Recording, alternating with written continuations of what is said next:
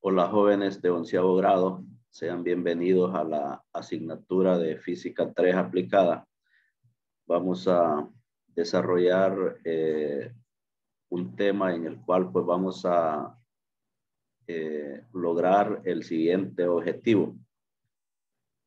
Objetivo, conocer el concepto de presión atmosférica y presión manométrica y el principio de Pascal. Tenemos ahí presión atmosférica y presión manométrica. Presión atmosférica,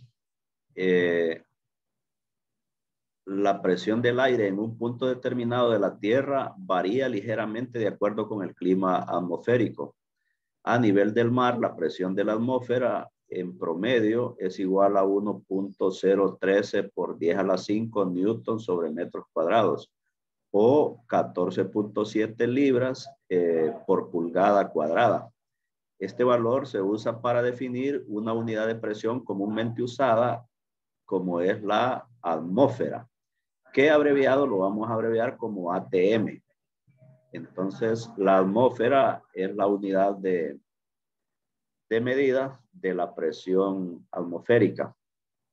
Bien, nos dice ahí que cuando es a nivel del mar, pues tiene esa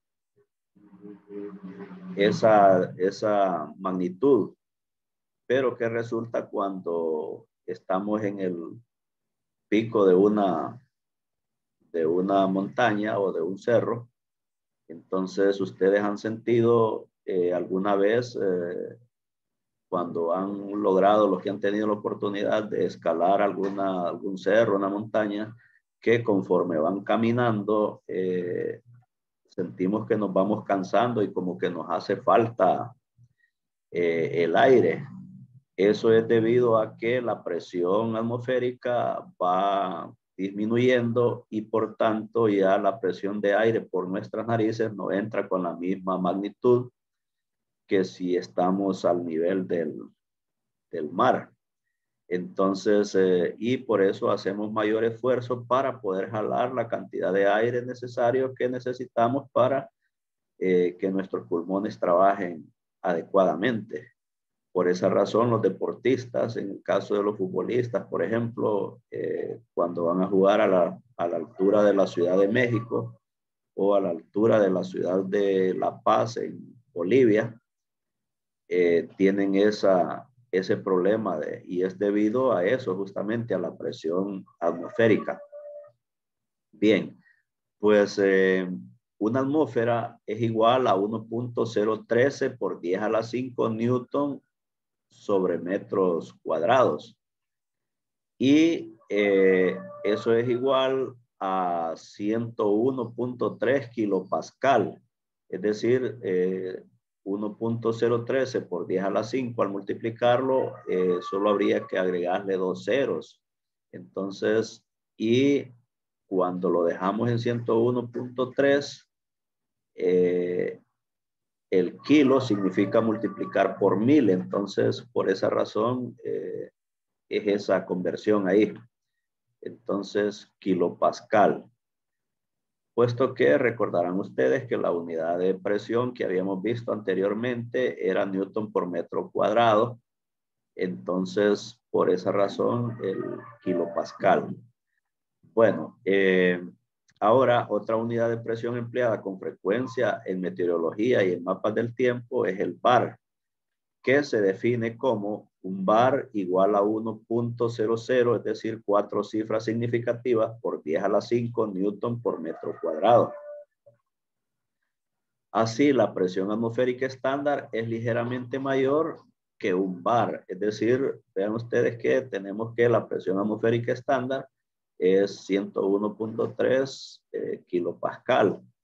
Entonces vean que es ligeramente mayor porque podemos ver que esto es 1.000 y aquí es 1.013 milésimas. Entonces, esa parte de las 13 milésimas es lo que es un poquito mayor la presión atmosférica estándar que un bar. Ahora bien, la presión que se debe al peso de la atmósfera se ejerce sobre todos los objetos inmersos en este gran mar de aire, incluidos nuestros cuerpos. Es decir que, aunque nosotros no lo vemos y sí lo podemos sentir, la presión atmosférica, esa incluía todo lo que está inmerso en el aire. Y ahí nos incluimos nosotros. Pero, ¿cómo es posible que nuestro cuerpo, o sea, cómo resiste un cuerpo humano la enorme presión sobre su superficie? Es decir, ¿cómo es que nosotros resistimos la presión del aire? Bueno, la respuesta es que las células vivas mantienen una presión interna que equilibra la presión externa. O sea, las células vivas en nuestro cuerpo mantienen una presión interna y eso equilibra la presión externa. De igual forma, como la presión interna de un globo casi igual a la presión externa de la atmósfera, de igual forma como la presión interna de un globo casi igual a la presión externa de la atmósfera. Un globo aerostático. Un neumático también, gracias a su rigidez, puede mantener presiones internas mayores que la presión externa en el neumático de una rueda de un carro. Bien, veamos un ejemplo conceptual. Por ejemplo, ustedes han tenido la experiencia probablemente cuando se han tomado un licuado o cualquier líquido en un vaso con pajilla, que si nosotros introducimos la pajilla en el líquido y ponemos el dedo sobre la pajilla en el extremo superior y luego sacamos esa pajilla, entonces esa pajilla va a sacar algo de líquido. Entonces, y lo sacamos y vemos que el líquido se mantiene ahí en la pajilla, aún estando abierto la pajilla por el extremo inferior. Entonces, ¿qué es lo que hace posible que eso se detenga, que ese líquido se pueda sostener ahí? Pues bien, dice acá, usted introduce una pajilla de longitud L en un vaso largo de vidrio con agua. Luego coloca un dedo de forma que tape el extremo superior de la pajilla, atrapando algo de aire por encima del agua e impidiendo que el aire entre o salga. Y después saca la pajilla del agua. La pajilla retiene casi toda el agua. Aquí tenemos la imagen 13.8. El aire en el espacio entre el dedo y el límite superior del agua tendrá una presión mayor o igual o menor que la presión atmosférica P sub 0 que hay afuera de la pajilla. Es decir, este espacio que estamos acá desde este punto hasta el dedo, ahí lo que hay es aire. Entonces, ¿cómo será la presión ahí en ese espacio? ¿Será mayor, será igual o menor que la presión atmosférica P sub 0 afuera de la pajilla? Es decir, aquí afuera justamente. Entonces, la respuesta, considere la fuerza sobre la columna de agua. Es decir, esta columna de agua, hay unas fuerzas ahí que actúan sobre ella. Y la presión atmosférica afuera de la pajilla, aquí es la P sub 0, empuja hacia arriba a esa columna de agua.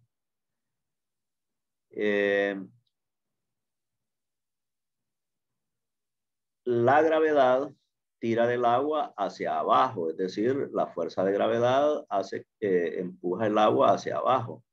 Y la presión de aire dentro de la parte superior de la pajilla, es decir, esta parte aquí, empuja hacia abajo.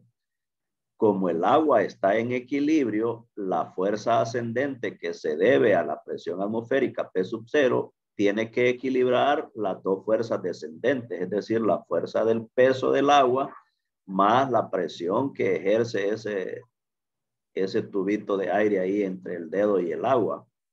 Entonces, esto es posible solo si la presión del aire dentro de la pajilla es menor que la presión atmosférica afuera de la pajilla.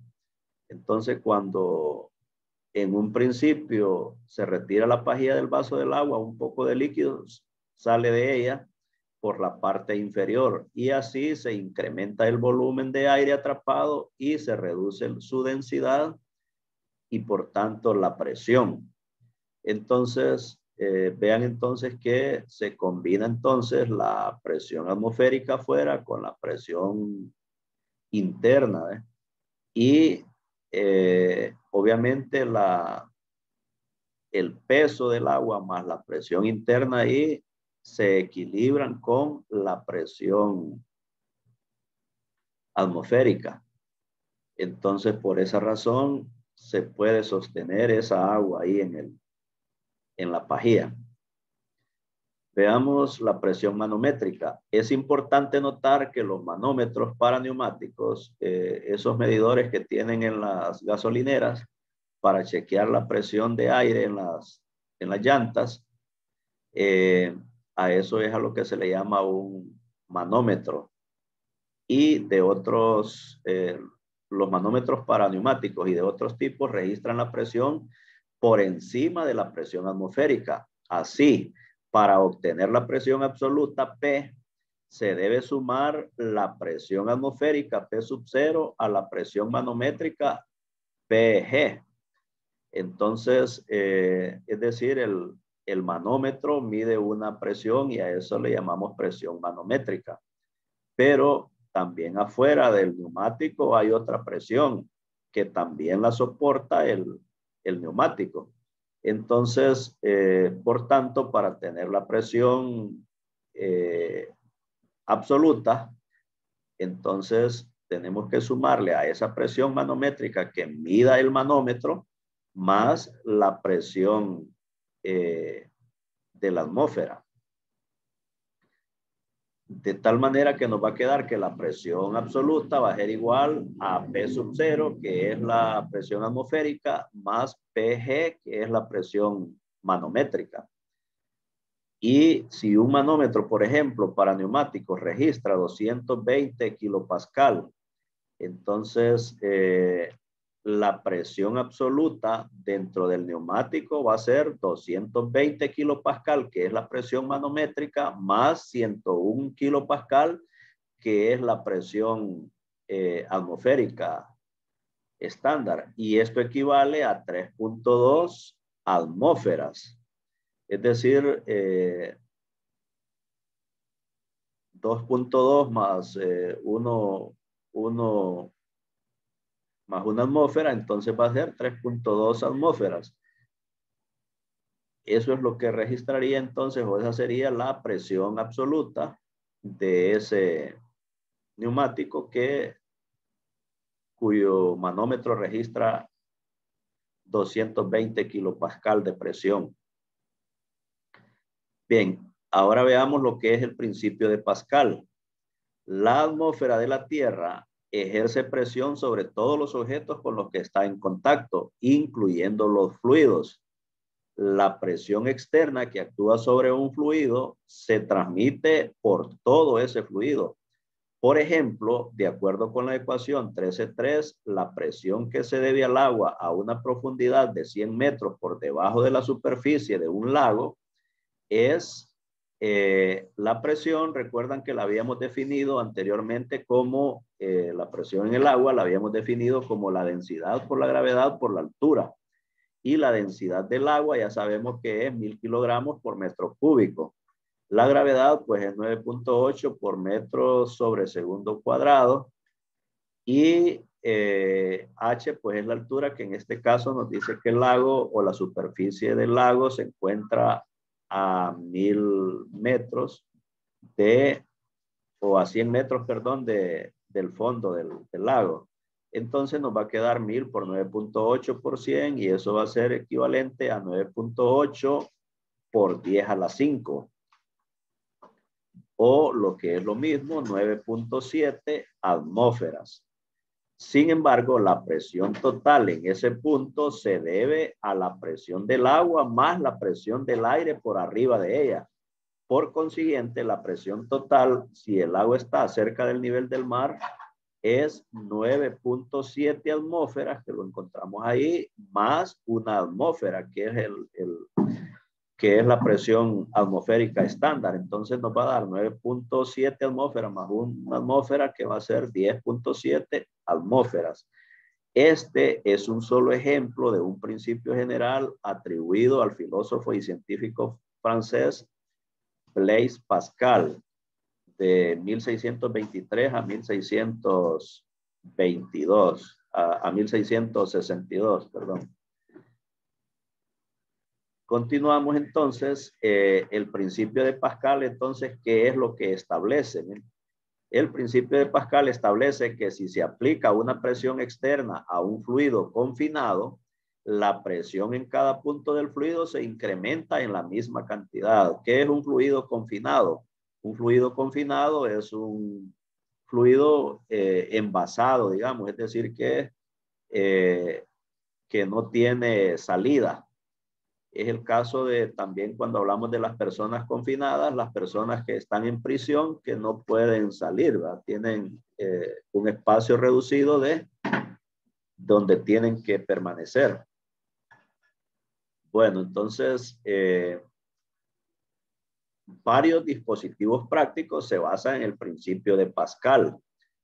En el principio de Pascal, un ejemplo es el elevador hidráulico, ilustrado en la figura 13.9, inciso A, en el que se emplea una pequeña fuerza para ejercer una gran fuerza, haciendo el área del pistón de salida mayor que el área del pistón de entrada. Aquí tenemos, por ejemplo, este dispositivo donde tenemos el pistón o el área del pistón de entrada y el área del pistón de salida. Entonces se hace más grande el pistón de salida, ¿eh? Entonces esto permite que con una pequeña fuerza aquí se multiplique. ¿Por qué? Porque el principio de Pascal dice que la presión se traslada a cada punto del fluido. Entonces esta misma presión se traslada a toda esa masa de líquido. Entonces, por esa razón, se logra ese. Para ver realmente cómo funciona ese dispositivo, supongamos que los pistones de entrada y salida están a la misma altura, es decir, aquí ve, están a la misma altura. Entonces, la fuerza externa de entrada, la fuerza de entrada, por el principio de Pascal, incrementa la presión en la misma cantidad en todo el fluido. Por lo tanto, al mismo nivel. Es decir que esta presión se dispersa en toda el área esa, ¿eh? De manera que llegamos a la conclusión que la presión de salida es igual a la presión de entrada, donde las cantidades de entrada están representadas por el subíndice entrada y de salida por el subíndice sal o salida. Así nos queda, miren que la fuerza de salida aquí sobre el área de salida es igual a la fuerza de entrada sobre el área de entrada. Entonces, de esa ecuación se puede desprender esta otra, ¿ves? Que la fuerza de salida sobre la fuerza de entrada es igual al área de salida sobre el área de entrada. Entonces, esto justamente es la importancia del principio de Pascal. Veamos más para que lo podamos terminar de comprender. La cantidad, miren, de fuerza de salida por unidad de fuerza de entrada constituye la ventaja mecánica del elevador hidráulico y es igual a la razón de áreas. Entonces es igual a la razón de áreas.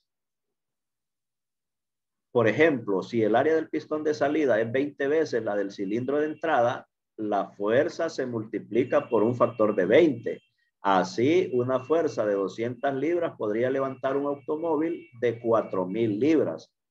Aquí la libra, estamos hablando de libra de fuerza, ¿va? Y una libra, así como en el caso del Newton, en las unidades del sistema internacional, el SI, la unidad de fuerza es el Newton, pero en Inglaterra las unidades de fuerza es la libra y una libra equivale a 4.45 Newton. Entonces, para que entendamos esa parte ahí, o sea, no son libras de masa, sino libras de fuerza. Entonces, si el área del pistón, dice, de salida es 20 veces la del cilindro de entrada, la fuerza se multiplica por un factor de 20. Entonces, de esa manera, una fuerza de 200 libras podría levantar un automóvil de 4.000 libras. La figura 13b ilustra el sistema de frenos de un automóvil. Cuando el conductor pisa el pedal del freno, la presión en el cilindro maestro se incrementa y este aumento de presión se registra en todo el líquido de frenos, empujando así las pastillas del freno contra el disco que está unido a las ruedas del auto. Aquí tenemos el pie del conductor que aprieta el pedal de freno. Ese pedal activa los cilindros ahí, entonces empujando ese líquido. Y entonces hace una presión sobre todo el líquido y ese líquido empuja las pastillas contra el disco de freno que está unido a las ruedas del auto. Bueno, con eso pues hemos llegado al final de la discusión de este tema por este momento y les va a quedar entonces como tarea responder las siguientes interrogantes. Van ustedes a responder esas interrogantes y con eso nos vamos a quedar hasta ahí. Veremos más de este tema en una próxima grabación.